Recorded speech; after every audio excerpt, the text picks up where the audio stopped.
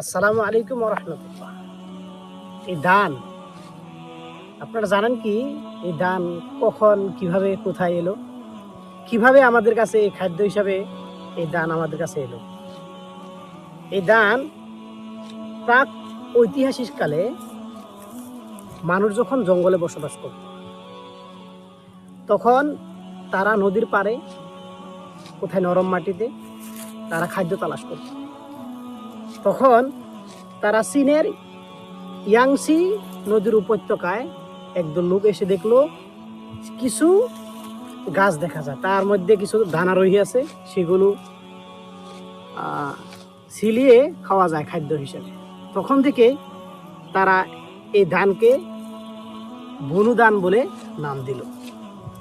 ধান তখন থেকে কালক্রম অতিক্রম করেই আমাদের কাছে এসে পৌঁছিয়েছে।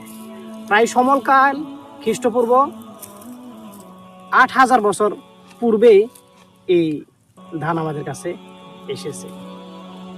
এই ধান আমরা এখন খাদ্য হিসেবেই ব্যবহার করে থাকি। বিভিন্ন নতুন নতুন ধান এসেছে আমাদের মাঝখানে।